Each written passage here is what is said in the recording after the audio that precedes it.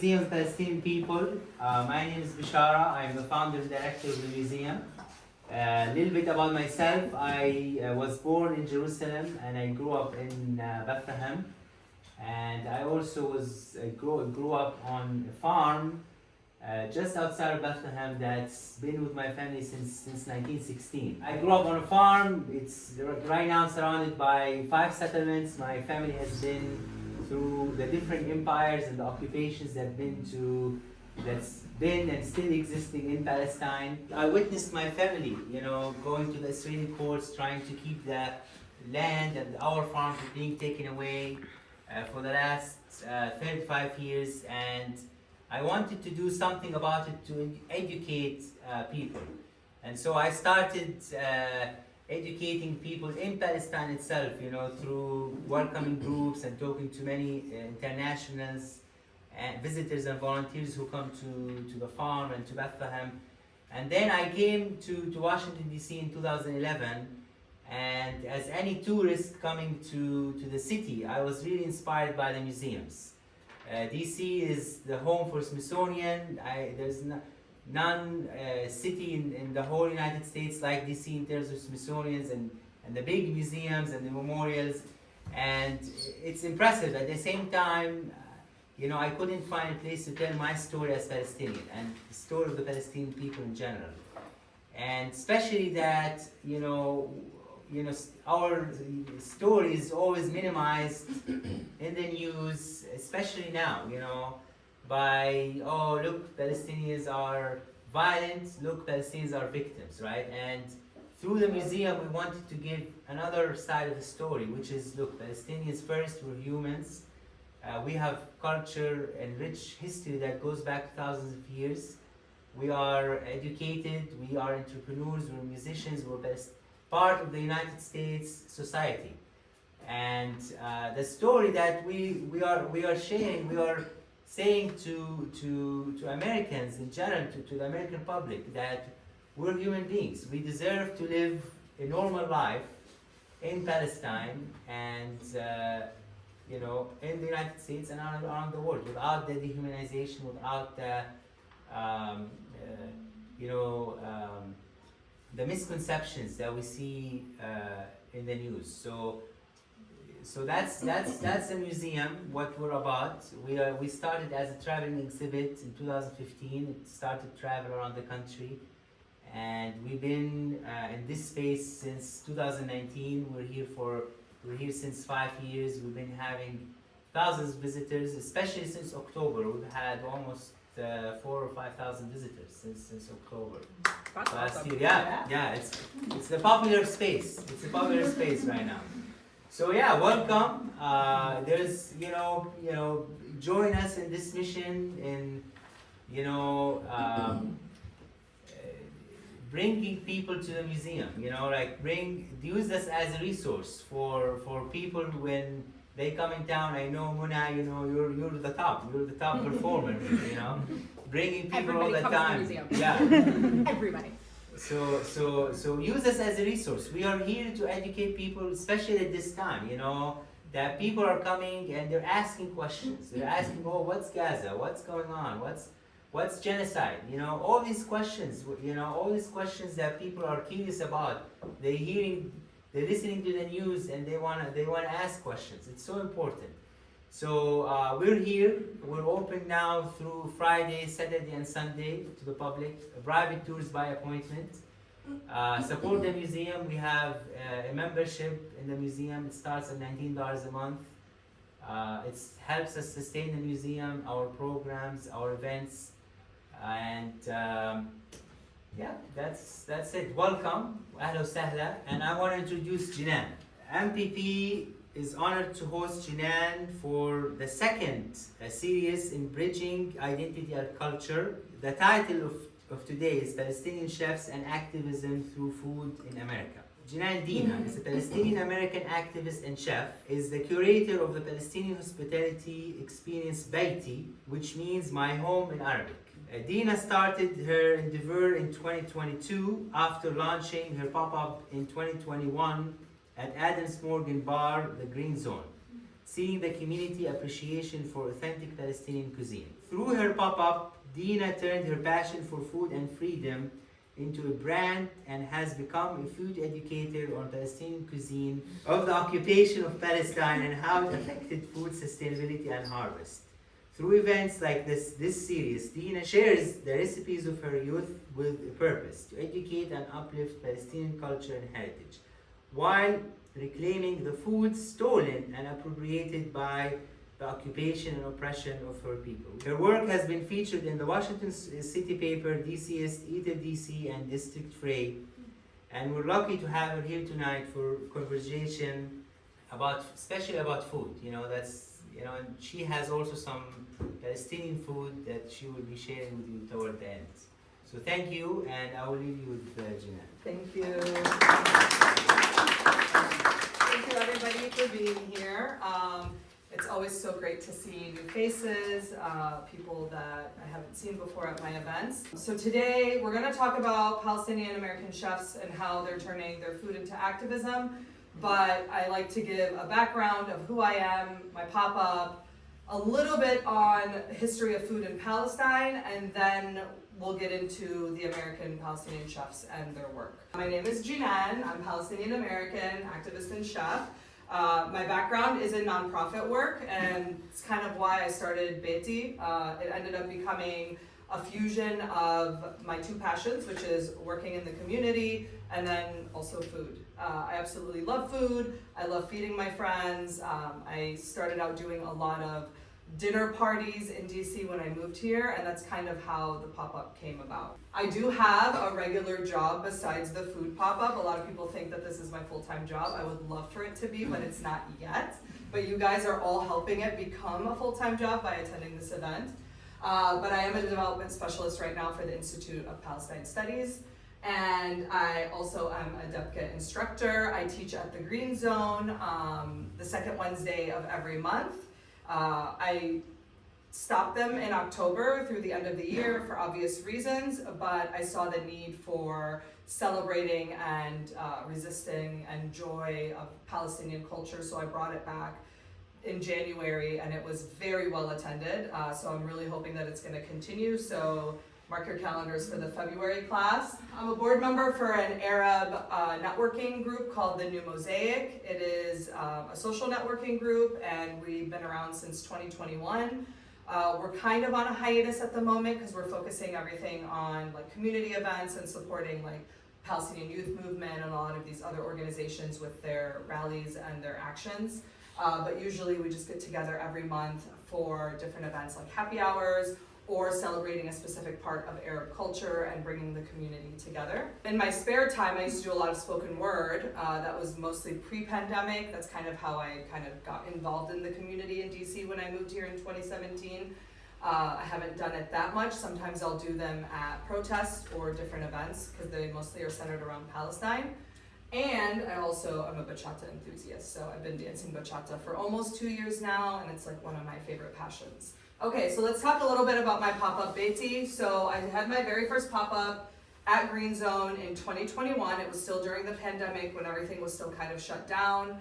They only had outdoor seating, and the owner is a good friend of mine and asked me if I wanted to do a Ramadan pop-up because they always do a Hanukkah pop-up. So he's like, why don't you do something around Palestinian food and do it during Ramadan? So I was like, okay, so I did it. It was a little nerve-wracking, I'm not gonna lie. I know I've hosted a lot of events for my friends over the years, but it was very different to do something where people were paying money to eat my food, okay? It was very nerve-wracking. But it sold out, it was very successful, I was very happy, and Green Zone was very happy. And my plan was to do another one later that year, but then I got COVID and I lost my taste and smell, and it was like this whole debacle. And so obviously I had to cancel the one that was set for later that year. So I did my second one in May of 2022 during Ramadan at Green Zone, and now it's become basically a tradition every year. So the fourth one is gonna be happening this probably March, because I know Ramadan is like March 10th through April 9th. So it's probably gonna be towards the end of March at Green Zone, so keep a lookout for tickets when those drop. But When I did it in 2022, that is where a lot more people from the DC food community came to the event. So restaurant owners and bar owners attended the event and they loved the concept. And I suddenly started getting all of these requests. People were like, oh my God, I love this. You should come do an event like this in our restaurant. And I was like, okay, this is a little overwhelming. And I had a full-time job at the time. It was just a side gig. I wasn't even thinking about creating a brand or creating a business. I literally was just doing it for fun. And so I decided to do Beiti, the first official Beiti, in August of 2022 at Grand Duchess down the street. And at that time, there was an employee at Green Zone who was also writing for local DC papers, and she wanted to do a story about my pop-up and Palestinian food, and so she interviewed me, and a few of the papers picked it up. And so when that happened, when the media blitz kind of happened, that's kind of where it really set it off. And I started getting all of these requests, and people kept coming up to me and asking me like, you should do an event here, you should come do an event with me, we should like collaborate on an event. So after August, I did an olive harvest pop-up at Delight Cafe, which is Ukrainian owned down the street. I then did a taco pop-up at La Tejana in Mount Pleasant, which was amazing. It was a fusion of Latin and Palestinian flavors, and we're bringing that back this spring, probably April. And in December of 2022, Marcel, who's another Palestinian chef who I will talk about later, we collaborated on a Christmas pop-up. And the theme of that was Jesus was Palestinian. Because we felt that it was super important to emphasize that Christians come from the land of Palestine and that we all live there together and we all celebrate the holidays together. And it was actually a very beautiful event. I know, Mona, you were there. And it was absolutely beautiful. And then in 2023, it kind of just kept evolving. And I'm very lucky. I've never actually had to reach out to anyone to set up an event. I get requests all the time. Some of them work out. I've had a couple who kind of fizzled out just because the people who were reaching out weren't very business savvy, so it just wasn't a good fit. But for the most part, I've had really, really good support and a lot of success in DC. I just had an event this past Wednesday at Grand Duchess. It was called The Comfort of Palestine, and I really wanted to bring like traditional comfort stews to people, and it was very successful, and it was just a beautiful space to bring people together and have the community just come together over some good food. And so far in 2024, it's been really great. This past year in December, I actually took Beiti outside of DC for the first time and had my very first pop-up in New York, in Brooklyn. That was a goal of mine in 2023, and I was really happy that I was able to get it done just like within the last like 10 days of 2023.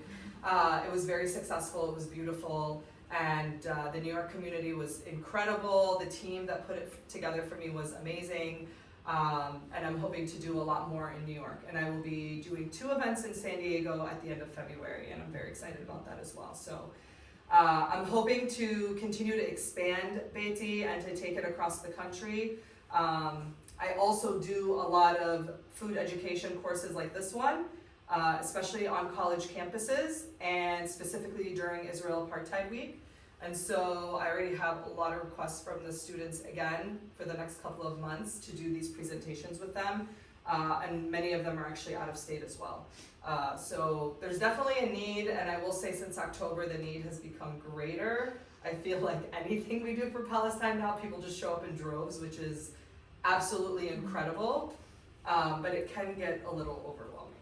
All right, so let's talk a little bit about food appropriation and reclamation. So all of the photos in my slides, by the way, are from any of my events. So these are all original photos. So does anybody know what this specific dish is down here? This is probably the most appropriated dish by Israel. Can anyone guess what it is? Is it fattoush? No, it's not fattoush, but it is a salad. Tabbouleh? Palestinian salad?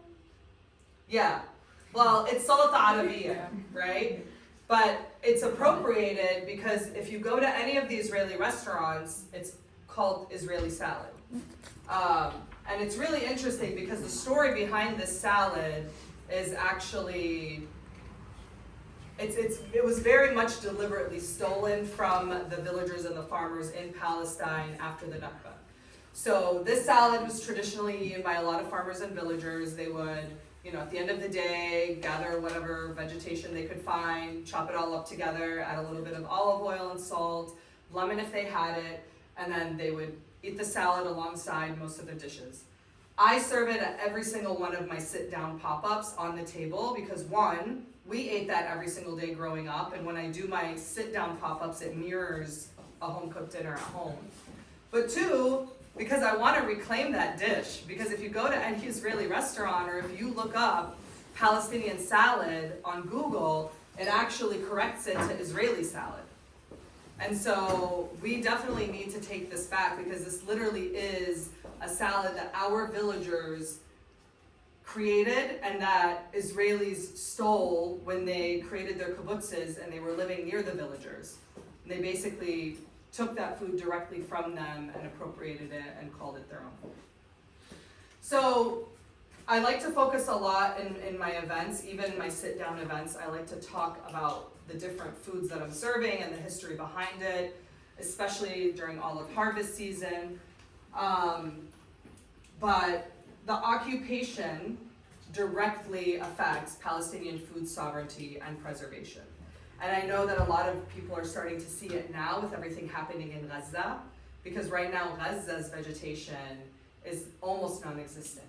Like right now in Gaza is strawberry harvest season, and they are unable to harvest the strawberries because of all of the destruction that has been done to the strawberry fields and not being able to water it properly.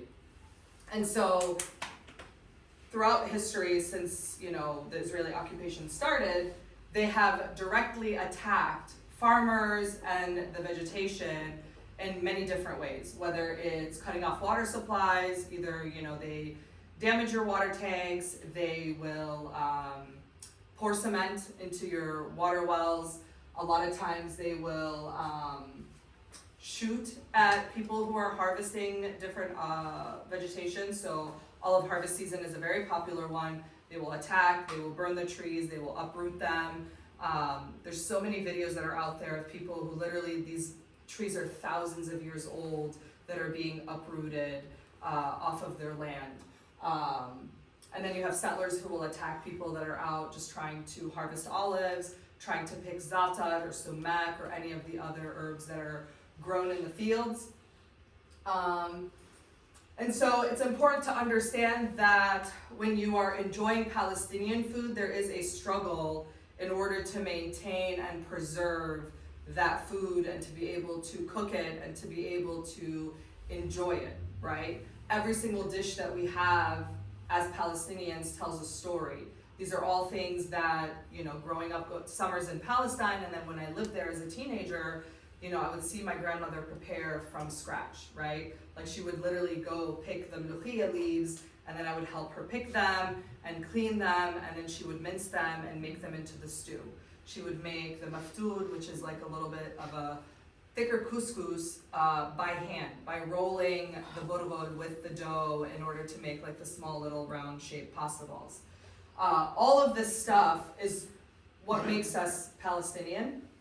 And so I think that's why if you ever eat Palestinian food or if you're invited to a Palestinian home, there's like a very different feeling that you get when you're there, right? Because the generosity of the spirit also comes on the heels of like that struggle and that hope to be able to continue to like pass these recipes down. So the mluchia that I made on Wednesday was a recipe that my mom got from her mom and from my grandma got from her mom and so on. And now my mom passed it on to me. So for me, eating that or even just cooking it evokes a lot of emotion, and it just really just ties our entire history together as Palestinians. When I arrived here in 2017, there was a huge lack of Palestinian food. I did not really find very many. Northern Virginia obviously has a lot of restaurants, there's a lot of places because, suburban and there's a lot more families out there, so there's a greater need. The city itself had a very strong Israeli food scene, but not necessarily Palestinian food scene. And so when I started my pop-up, I started to get connected to a lot of these other Palestinian chefs, but a lot of them were not necessarily calling their food Palestinian at the time. So for instance, Michael from Elbi and Yellow never really claimed his food as Palestinian up until about maybe a year and a half, 2 years ago. But this is after like Marcel and I and some other people started doing a lot more events. You know, the family of Z&Z, the Menushe bakery that's out in Rockville, are another great example. They have been doing such incredible work, and even more so now with their brick and mortar being able to actually, you know, expand their food just beyond their restaurant. They have Menaish and spices in Whole Foods and Mom's Grocery all up and down the West Coast into New England, or East Coast into New England. And so it's wonderful to see this like growth of Palestinian chefs and Palestinian food, especially because a lot of these chefs are reclaiming a lot of the foods that these Israeli restaurants are serving, and calling them Palestinian. So for instance, some of the restaurants will serve Israeli couscous, which is actually Palestinian maftoud. So now you have like Michael and Marcel, when they do a lot of their dishes, they will serve it and call it specifically Palestinian maftoud. And it's important, like language matters, because people need to understand this is where our food comes from and our history. Now I will say that all of the Palestinian chefs in DC that I know, we all come from families that had restaurants growing up. My parents had a restaurant, and people think that's why I started cooking.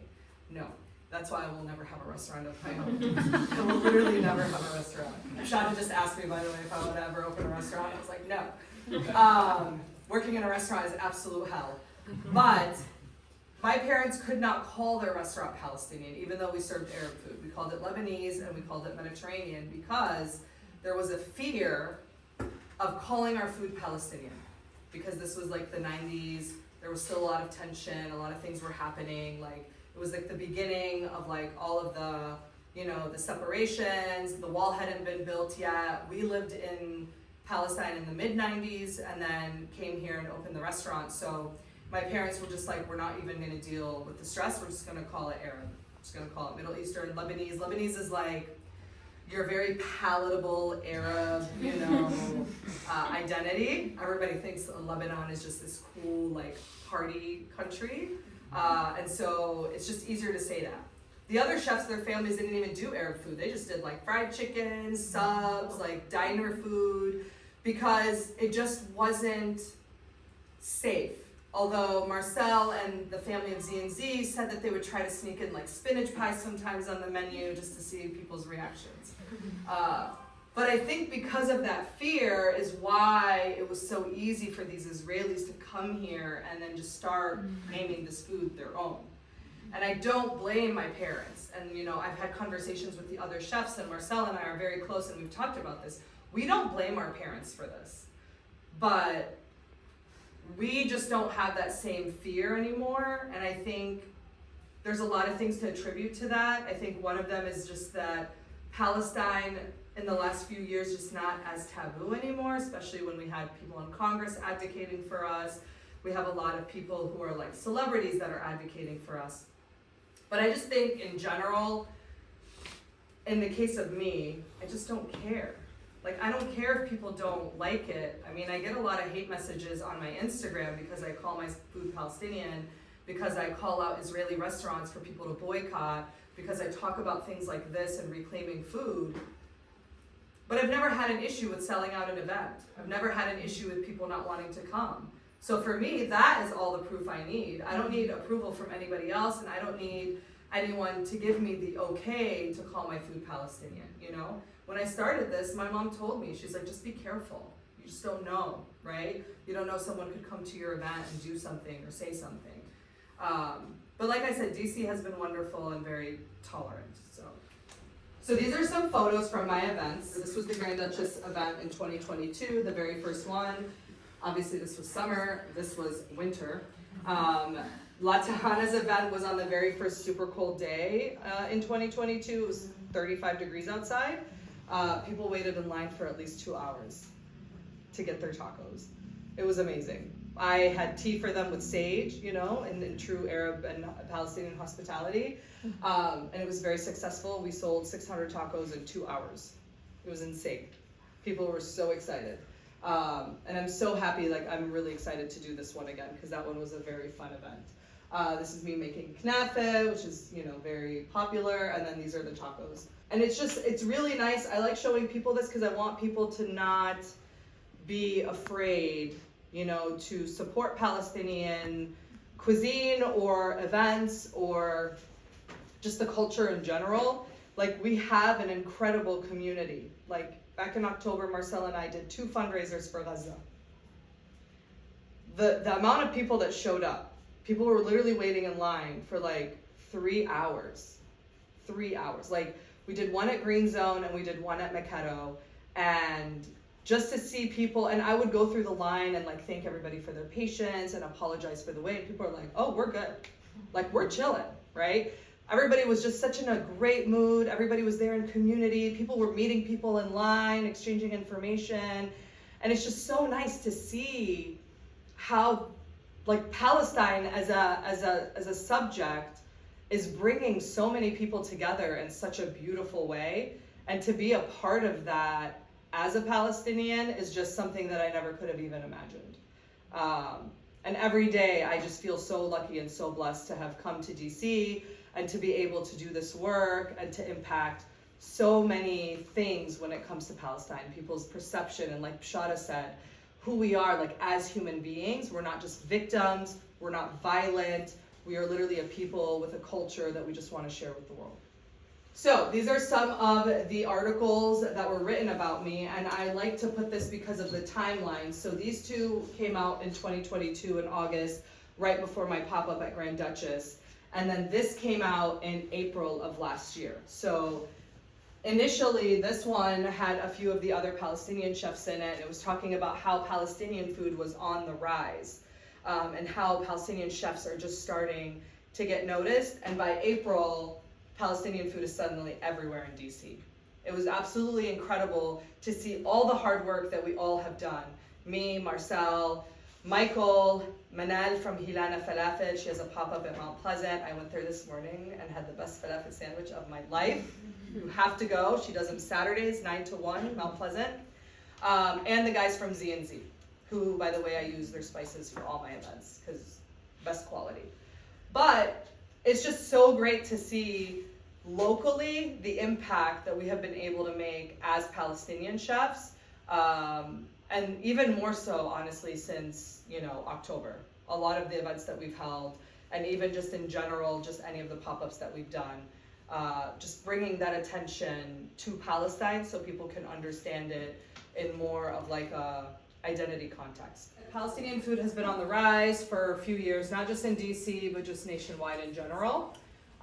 There's a lot of Palestinian chefs that are out there who are now leaning into their Palestinian identity to do this work and to talk about the importance of preserving our history and culture through food. And like I said before, a lot of chefs who didn't label their food as Palestinian are now starting to do so because they see it's a lot more safe, and then it's also received a lot better. And, you know, it still is a risk for a lot of Palestinian chefs to claim that they're Palestinian. Honestly, in general, any Palestinian business to say they're Palestinian. And so I try to tell people to be understanding and compassionate if they find out a Palestinian restaurant does not want to be identified as Palestinian. Because you're talking about the livelihood of people, and, you know, especially in certain cities like New York, for instance, they were getting a lot of threats. They were getting like really bad reviews, people protesting in front of their restaurants, and some people just really don't want to deal with that. Like, I would welcome that because I don't care, I like a challenge, but not everybody wants to do that, especially if it's like a wholesome family restaurant, their families are working there, their kids, they don't want their patrons to be harassed. I mean, we have to take all of these things into account So having like a little bit of grace when it comes to understanding like where Palestinian businesses are coming from is very important, because for us, you know, living under occupation, a lot of times you have to hold your tongue, right? Like I used to get into a lot of trouble because I would just like mouth off, and my dad would be like, you are gonna get arrested. Like you need to be quiet, sit down, and just take it, right? And it sucks, but that's just how it is sometimes, and you just have to be very careful and do what you can to protect yourself. This is me and Marcel at the Green Zone event. This is the pop-up that we did for Gaza back in October. It was very well attended. It was thrown together literally in like 3 days. And, you know, like I said, it was very beautiful to see so many people from different backgrounds supporting Palestine. I think to me that's what warmed my heart mostly, but the article itself is very well written, and they interviewed like a bunch of different people that were waiting in line and got their perspectives about, one, like what was happening in Gaza, and two, why they decided to come out and support. Marcel and I donated 100% of the proceeds of this event to Gaza, including our own time, labor, and ingredients. So the full $4,000 went to UNRWA USA. The second event that we did at Makado with like 7 Palestinian chefs, we raised $8,000, and that all went to Gaza as well. And it was just like, that one was a really beautiful one as well, with a lot of people showing up. In the summer of 2022, I was asked to be a guest editor for Palestine in America's magazine. Palestine in America is based out of Chicago, and it is a magazine that is dedicated to highlighting Palestinians in America in different fields. So I was actually chosen the year before, in 2021, activists to know in the US. And the editor reached out to me, and I was interviewed for that issue. And while I was being interviewed, I talked about how I love to cook Palestinian food and how I love like having friends over and doing these big dinner parties. And then I did my first event. And so the editor asked me in 2022, would you want to be the editor for a food issue? And this way you can choose any of the chefs that you want to interview, you can talk to them, and then you can just basically write the story. I recommend everybody sign up for Palestine in America, because they have so many amazing issues. They've done musicians, they've done athletes, fashion designers, what else? A whole bunch of other stuff. And so twice or 3 times a year, depending on who they can find to guest edit, they will come out with a magazine. There's also a podcast on Spotify for Palestine in America's food issue. I was interviewed, but I also interviewed a bunch of other chefs that were in there as well. So Reem Asil from California, Samir Ghanem, who's from San Francisco, Palestinian as well. Who else did I interview? Marcel. Marcel was the feature and was the cover of the magazine because I wanted to highlight Marcel's story, not just around Palestinian food and how he moved in from doing like, you know, Michelin star, Maidan and Blue Jacket food to wanting to do Shababi, but also his transition with his journey as a trans person and how that tied into being Palestinian as well. And then I also featured a stay-at-home mom who cooked out of her home and catered for people because I wanted to show the diversity of our food and how it connects to the community. So you can have people with restaurants and cafes who are like super successful, who earn Michelin stars, James Beard Awards, but then you also have people who literally just like work out of their homes, who just want to like spread joy through their Palestinian food. Another person that I highlighted, her name is Lulu. She does Lulu's Crackers. She started her business during the pandemic because she had twin children, babies, that she would take to the playground, and she wanted something less messy for them to eat instead of like an actual manouche with zayt and za'atar, like olive oil and za'atar. She decided to make crackers that were za'atar flavored. And then that evolved into msakhan flavored crackers and like harissa flavored crackers. And I ordered her crackers and they're divine, so I definitely recommend. They're so good with like any kind of dip. They're delicious. She hand makes all of it. It's not mass produced. And so when we talked about like food at the in the interviews, I talked to them specifically about one, why they decided to lean into their Palestinian identity and choose to cook Palestinian food, and two, what were the challenges that they faced. So for instance, Reem, when she opened Reem's Bakery in LA, very well known, she had a mural of Rasmiya Oda on her wall. And if you don't know who Rasmiya was, she was an activist, and she was actually deported after she was imprisoned for a while here in the US because of her activism. They linked her to terrorism, which obviously was false. But she had a huge mural of her on the wall, and the first day that Reem opened her bakery, it was flooded with Zionists, protesting, angry, yelling. But she knew that that was a possibility, but what she didn't realize was that the community was gonna come out and support her. It was actually very, very beautiful, and that story's in her cookbook, Arabiya, which I recommend getting because it's a beautiful cookbook. But it's not easy, like I said. And there are risks and there are challenges. You are always gonna have people that are gonna be wanting to work against you.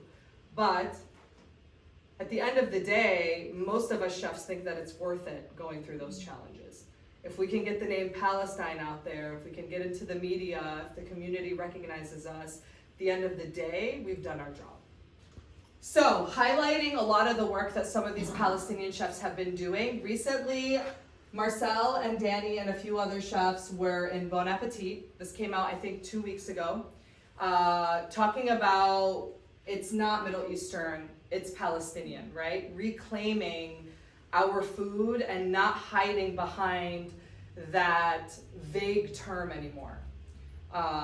Which actually, by the way, I'm gonna talk about this next week because we're gonna talk about how to identify appropriated foods in restaurants.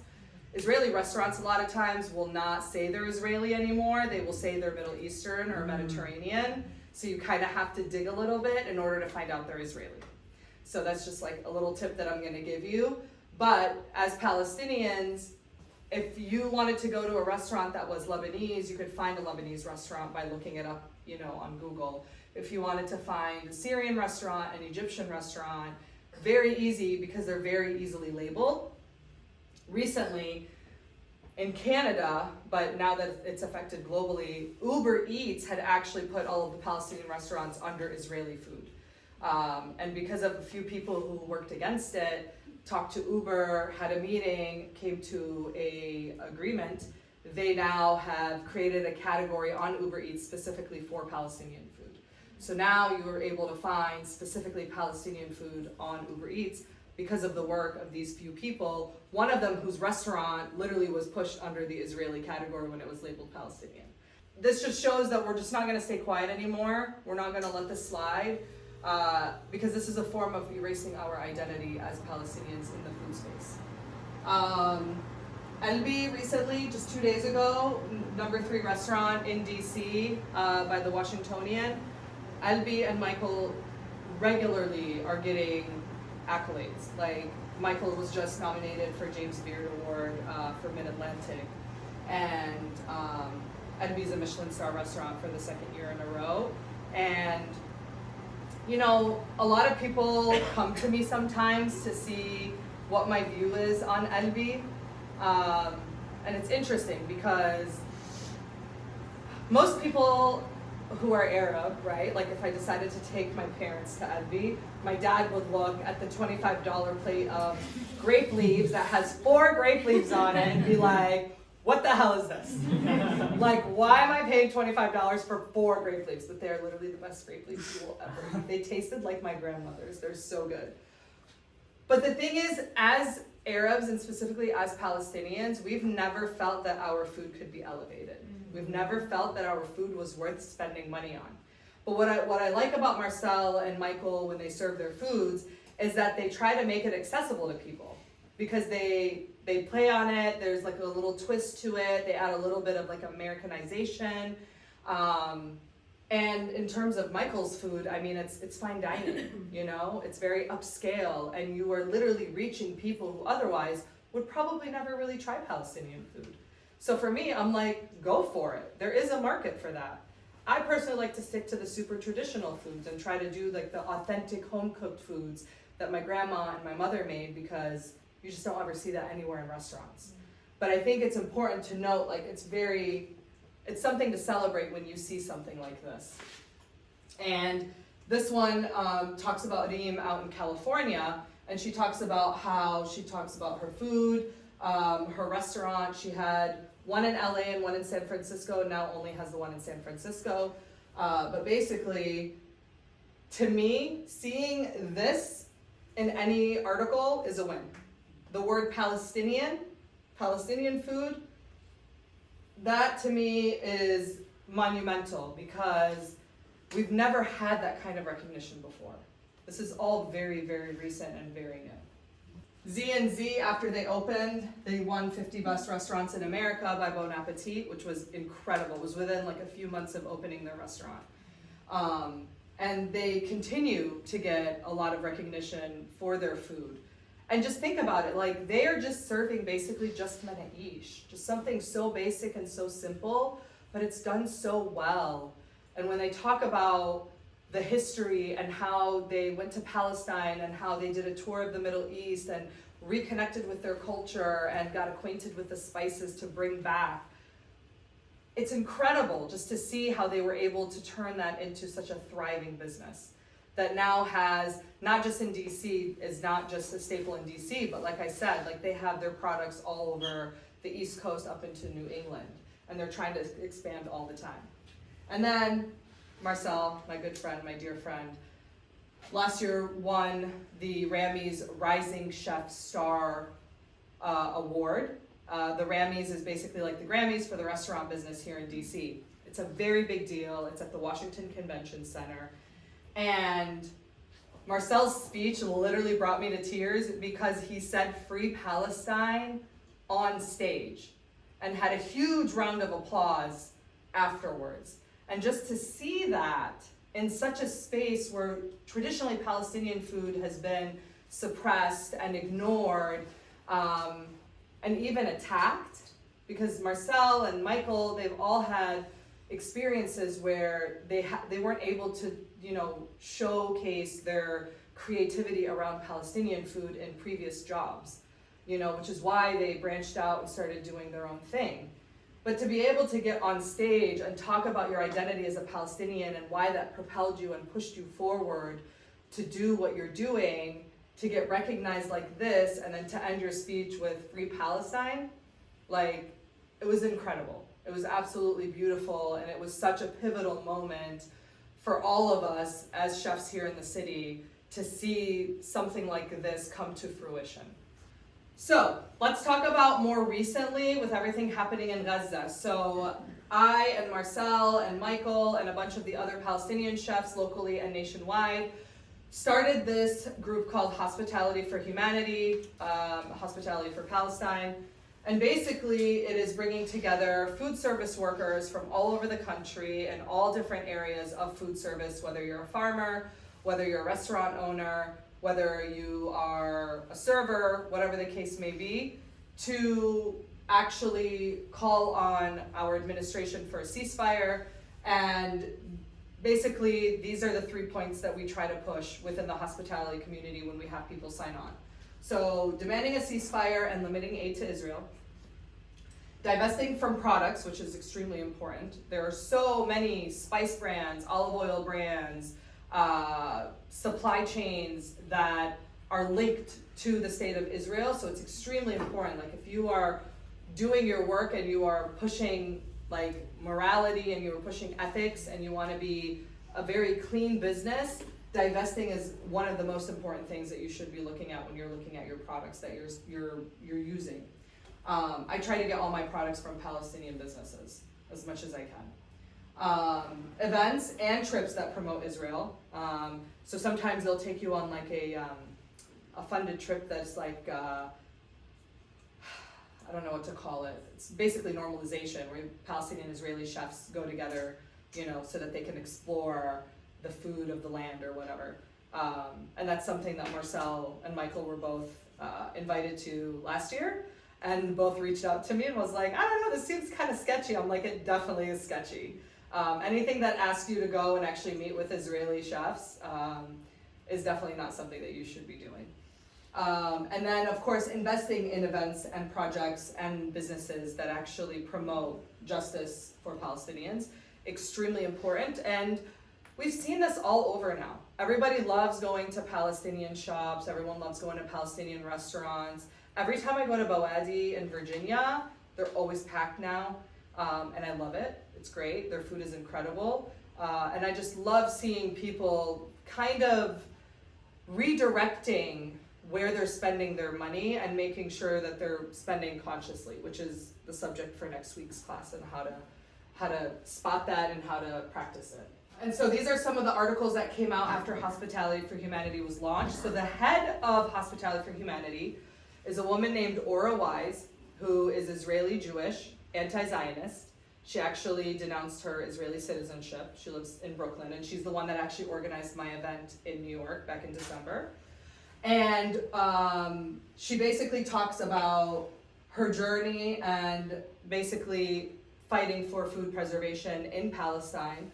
And then basically that article was one of the first articles that talked about us coming together and getting people to sign on back in October. And we're still doing events, and we're still doing interviews, and we're still doing press around this. Because obviously we're still in the midst of everything, so it's very important that we keep pushing forward. So if you know anybody that's in the food industry, anybody that owns a restaurant or works at a restaurant or has a business that deals with food, please share Hospitality for Humanity with them and have them sign up. So I created a very, very preliminary list in 2022 on Palestinian restaurants to support. Alongside Israeli restaurants to avoid, because I kept seeing people go to places like Tate and Little Sesame and Shuk, which made me really angry. It's very easy to identify Israeli restaurants because they always will have Israeli salad or Israeli couscous on the menu. Like it's very easy. And so recently in November, I released this one on my Instagram. Where I went a little bit deeper into not just restaurants, but just businesses in general within DC, Maryland, and Virginia. So this one is DC, and it's still lacking because when I posted it, people are like, oh, you forgot this place, oh, you forgot this place. A lot of places you can't tell they're Palestinian because it could be like a yoga studio, and like, you know, it's just like some random name of a yoga studio. It doesn't say Palestinian yoga studio, so I'm not gonna know it's Palestinian, but people posted a whole bunch of businesses under the post on my comments, and so there's like literally dozens more that were not listed. But these are the businesses that are Palestinian, but these are just as important. These are our allies. And it's just as important to continue to support them because these people have literally sacrificed a lot by speaking out about Palestine or having an event for Palestine, whether it was with me or on their own. Like La Tehana, they are incredible. They reached out to me in October after everything started asking where they could donate money. And I was like, Anera, Onodwa USA, PCRF. They're like, okay, thank you. I'm good friends with both the owners. They're a couple. I thought they were gonna donate individually, like a couple $100, whatever. I woke up one morning and they had posted that they had donated 100% of their sales from Sunday, which is their busiest day, over $4,000, to both Onodwa USA and PCRF. That's it. They were like, we just donated these two. They didn't give an explanation, nothing. They're like, we stand with Palestine. We donated all of our proceeds from yesterday to these two organizations. We need a ceasefire. And it was so incredible to see that. They are wonderful people, so I'm not surprised, but it was just very emotional because I just didn't realize that they would take their business and put it out there so boldly, because it's one thing to host a Palestinian for a joint food event, but it's another thing to get involved politically and say, we stand with Palestine in this specific moment right now. Because a lot of businesses have told me that when they are partnering with me, they get a lot of hate messages on Instagram. Like the girls at Delight, they used to tell me all the time that they would get messages from people saying, why are you working with this anti-Semite? why are you working with her? She's horrible, all of these things. But they don't care. And that's why we should support all of them, because they do such amazing work. And you know, we need our allies as much as we need ourselves in the moment. This is why we've gotten to where we are right now with all the protests and all the actions and all the movement that we've been able to get for Palestine in the last 3.5 months has been because of our allies. And then these are for Maryland and Virginia, same thing. And it's just great to see how people are just, you know, posting whatever they want. Like Cox Farms, some random farm in Virginia, had a sign that said, "Ceasefire now." It was amazing. It was all over social media. Yeah, it's amazing to see that people actually are just, you know, so in tune with what's happening, and they just want to stand on the right side of history. Okay, last slide. Arabic coffee signifies the end of anything. If you're ever at someone's house and they give you Arabic coffee, you're about to go home. But you probably won't sleep because it's very strong. So, but this is how we signify the end, and this is why I wanted to put this photo here. It's very symbolic. But Palestinians to follow, besides the ones that I mentioned, like Marcel and Michael and all of those within the city, there's a few other people that are doing a lot of great work. Salim Barame is actually Palestinian that travels around the world and did a series on Palestinian food appropriation where he sat down and talked to chefs. He actually did this incredible episode, one of his first ones, where he went to Brooklyn, New York, and wanted to try Israeli food from an Israeli restaurant to see how it compares to actual Palestinian food. But his Jewish friend wouldn't allow him to spend his own money on it for principled reasons. So his Jewish friend actually bought that food so that he could try it. It's a funny episode, you should watch it. The food was awful. Like the hummus was chunky, the salad was flavorless, the knafe was dry, you know, it's supposed to be like all syrupy with the string, you know, it was awful. But not surprising. But he does a lot of really great work. Recently he's been doing a lot of videos on protests, you know, in Ireland and in London. He just did an incredible video about Yemen and all of their support and the history of Yemen and Palestine. And then Fadi Katan is a chef in Palestine, in Bethlehem, has a very high-end restaurant in London called Abu. And I fangirled when he followed me on Instagram because I was like, oh my god, this is huge Palestinian. He actually used to do lives with Mohammed Hadid during the pandemic. They're like very good friends. So I totally fangirled when he followed me. And he's like, oh, you're doing amazing work. I was like, oh my god.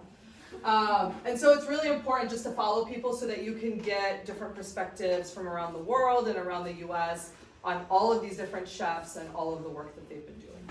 So this is my presentation. Thank you very much.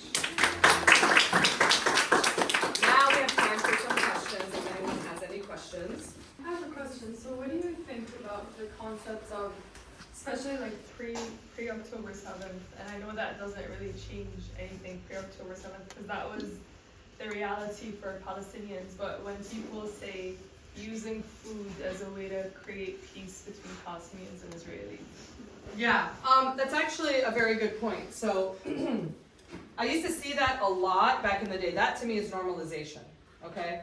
Bringing people together over hummus, right? A shared food is what they like to say, in order to talk about peace.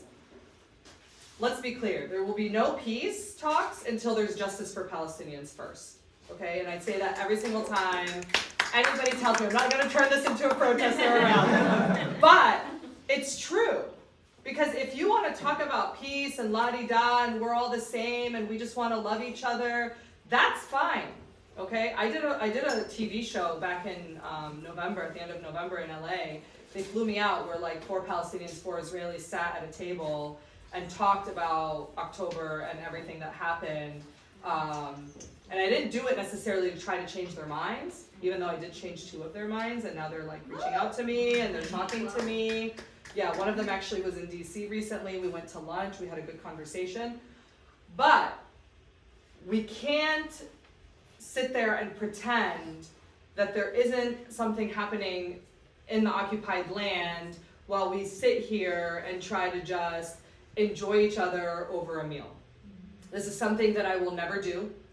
I will not sit and break bread with Israelis unless they denounce their Israelism and then become anti-Zionist and recognize that it's Palestinian food.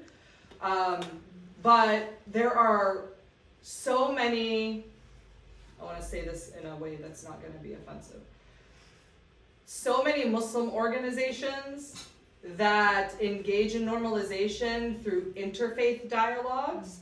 That's where I saw a lot of these, like, let's sit down together and eat together type of events. And it's fine to share a meal with Jewish brothers and sisters.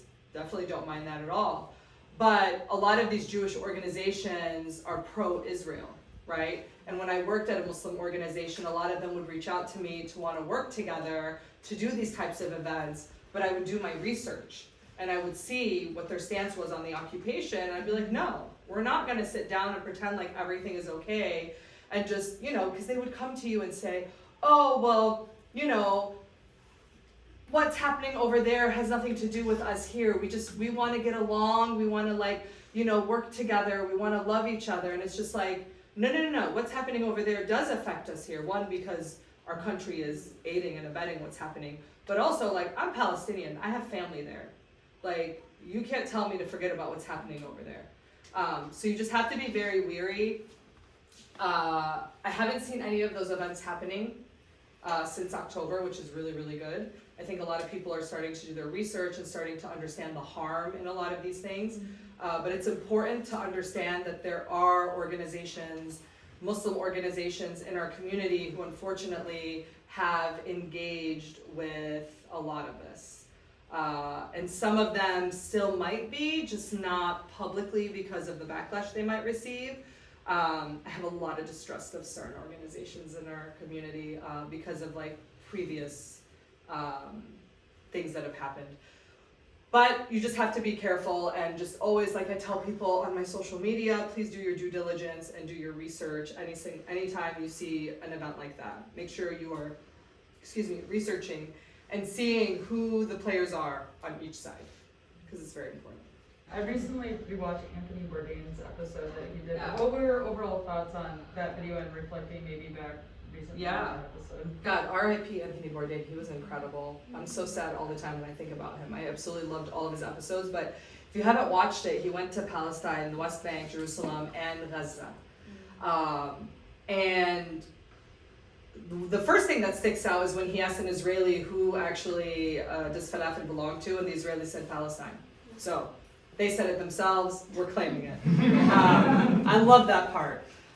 There was one couple that was Palestinian and Israeli that had a restaurant. And there are people that are like that in Palestine. Like, I've met people, like, when I lived there, family, friends, people that we knew, where either the man or the woman would marry an Israeli. I can't really comment on that because I just am not in their position. But I will say that the way that people live their life in Palestine is very different than how we live it here in the US. I have a friend who moved from Palestine to the US for school and now lives in New York. And I remember once she went to Tate in Boston, and I messaged her and I said, Tate's Israeli, we boycott them. She's Palestinian. She grew up within the 48 territories in Jerusalem. And she's like, I don't know what that is, I don't boycott. We go to Israeli places in Palestine all the time. And it's true, because when I lived there, we would go to Israeli restaurants and shopping malls, and my dad would sell Israeli products in his grocery store because we didn't really have a choice. Like, that is what you have there. You have to basically live within the occupation and learn kind of how to balance that life. But here in the US, we have a choice. You do not have to go to Israeli restaurants. You do not have to sit down with Israelis if you don't want to, because we have more freedom here. There are a lot more options. And so that couple that has that restaurant in Jerusalem, I mean, that's their life. Like, they live there. This is the situation that they were born into, that they've been surrounded with, and they made it work. I mean, it was a beautiful episode regardless. I didn't have any bad will against that couple at all. I think that they did it very well. And they served both Israelis and Palestinians. You know, and a lot of people will tell you, Israelis will tell you, some of the best restaurants they go to are Palestinian restaurants. Some people will say, like, the best knafa place, the best hummus place is run by people who are Palestinian, even within the Israeli occupied areas. And then, of course, when Anthony Bourdain went to Gaza, that was beautiful too, because Gaza doesn't ever really get a lot of attention, but also because their cuisine is so different from ours in the West Bank. I've never tried cooking Gazan food. I've been researching because I really want to experiment with some of their food and start making some of their historic dishes that they have. But Gaza doesn't have a lot of dishes with rice because they use bread more in a lot of their dishes. They eat a lot more spicy food than we do in the West Bank. They're very well known for their hot sauce, their hot pepper paste. And because they're next to the sea, a lot of seafood, which we didn't have in the West Bank. We don't have any dishes really except for sayadida, which is fish, kind of like a rice fish dish. But in general, like that episode basically just highlighted, I think, the diversity of the food in Palestine, but also like the historical context behind it.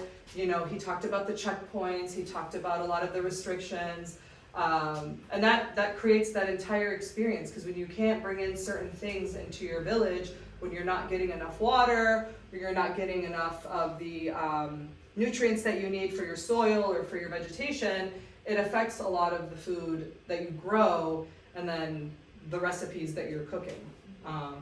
And so it's a great episode, and I definitely encourage everybody to watch it if you haven't. Is everybody hungry? So today I made, okay, so a lot of times in Palestine and other Arab countries, a very popular street food is like fried cauliflower, fried eggplant, fried potato wrapped in bread, and then usually has some like light spices on it with some pickles. And so I kind of created that kind of a sandwich for everybody. I added some sumac onions that were dressed in a little bit of pomegranate molasses with some Arabic pickles, but I did not fry the vegetables. I roasted them because a little bit healthier, and I just didn't want everything to be soaked in oil, so I hope everybody enjoys it. Grab your food, and then I'll be around if you guys want to ask any questions. Thank you so much. I appreciate it.